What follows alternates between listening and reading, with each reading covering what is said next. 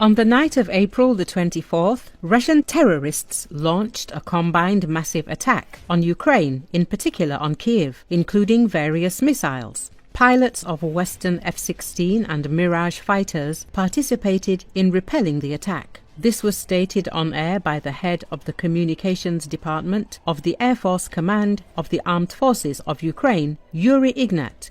The enemy focused on Kiev. There was a combined attack by various means of air attack from different directions: cruise, air-guided, ballistic, air, land and sea-based missiles, he noted.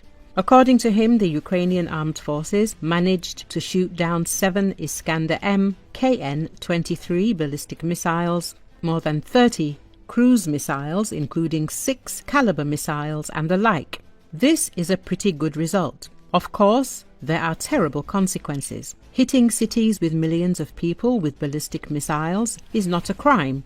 It is terrorism. It is hard to imagine what would have happened if these ballistic missiles that were launched at Kiev had reached their target. Many lives were saved, the military man emphasized. He said that aviation was involved in shooting down the missiles, in particular pilots on F-16 and Mirage aircraft, which showed good results. Several dozen air targets were shot down by Ukrainian pilots. Ignat did not specify which targets and how many were destroyed by F-16 and Mirage fighters, but emphasized that their effectiveness was high. Unfortunately, aviation cannot work in terms of ballistics. Therefore, we have Patriot systems working in terms of ballistics, which is already known to everyone. Such a system can work in terms of ballistics only within a radius of several tens of kilometers, he explained. The military man added that there is a layered air defense system in place. Each layer has its own target, its own goal, and accordingly the air defense system needs to be expanded by various means, including interceptor drones. According to Ignat, experts will investigate the specifics of this night attack, including the fact that the enemy launched certain missiles at night and not in the morning, as was the case before. According to experts studying the debris, the Russian Federation used North Korean KN-23 ballistic missiles on the combined strike on Kiev.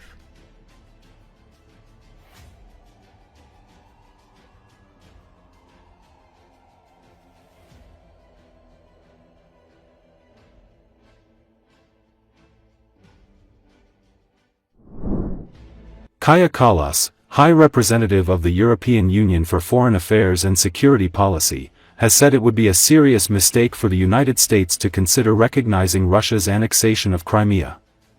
Kallas said this in an interview with AFP. She warned that it would be a mistake for the United States to consider recognizing the occupied Ukrainian region of Crimea as Russian territory as part of any deal. Then Russia will clearly get what it wants, she said. She reaffirmed the EU's unwavering stance on the matter, saying the bloc will never recognize the peninsula, which Russia illegally annexed in 2014, as part of the Russian Federation. Crimea is Ukraine. For those under occupation, it's vital that others do not acknowledge it as Russian, Kallas added. Kallas said it would be a mistake to reward Moscow's land grab by including recognition of Crimea as part of a ceasefire deal. Kallas stated Washington should instead look to mount pressure on Moscow, rather than ceding to Kremlin demands. They have tools in their hands to use, actually, to pressure Russia. They haven't used those tools, she continued. If they are now walking away without using the tools that they have actually in their hands, then my big question mark is, why? Why aren't they using the tools to really end this war? While Europe has largely been shut out of the US-brokered peace negotiations with Ukraine and Russia, talks in Paris on April 17 brought Europe back to the table. US delegates reportedly unveiled their ceasefire proposal during the Paris and in London. Recall, the top diplomats from the UK, US, France, Germany and Ukraine have postponed a plan to meet in London for high-level talks on how to end Russia's war. The UK Foreign Office confirmed this, The Guardian reports. In particular, the ministerial meeting that was supposed to begin this morning in London will not take place. Instead, discussions will be held behind closed doors with the participation of officials.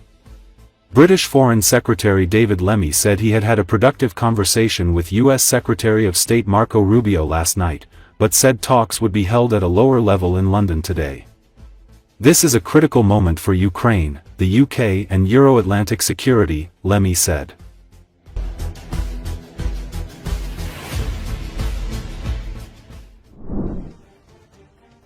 Russians fell under the influence of their own propaganda, which was broadcast to the outside world. The destruction of the myth of the Second Army of the World became very painful for the Russian Federation.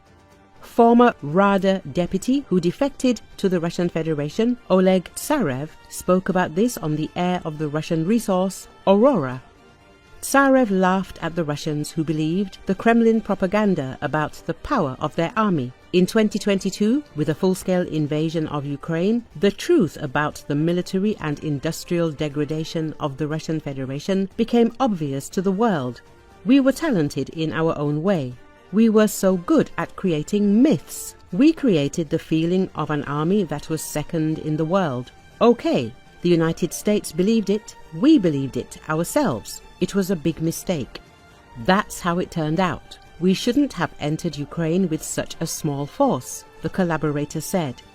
It should be noted that in February 2022, the Russian invasion group in Ukraine, according to various estimates, amounted to about 200 to 300,000 people. The Kremlin's plan was for a military landing through Belarus to quickly invade Kiev and seize the government quarter, eliminating the legitimate Ukrainian authorities and taking Ukraine under its full control. This venture ended in failure. The Russian armed forces were unable to even approach Kiev and were ultimately forced to retreat from the entire northern part of Ukraine. The war, which the Kremlin had conceived as lightning fast and bloodless, dragged on for years and is draining Russia's resources. The Russian army was unable to turn the tide at the front. Its losses are estimated at hundreds of thousands of dead. Earlier, media reported that Tsarev told how Putin miscalculated with Ukraine. Tsarev actually accused the Russian dictator Vladimir Putin of lying, who at the first stage of the war liked to repeat how everything is going according to plan. The so-called SVO failed in the first days because the Russian Federation greatly underestimated the enemy. It would probably be stupid to say that the war against Ukraine, was successful.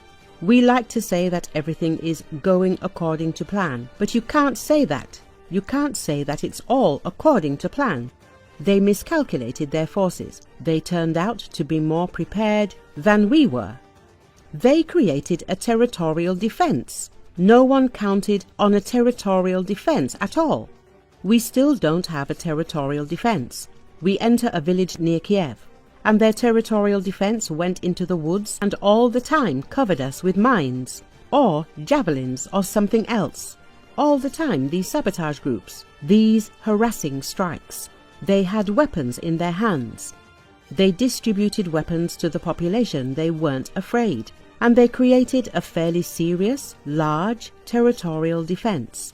In general, no one believed that it existed and should be taken into account. But in the first days it worked very actively, and then too, Tsarev said.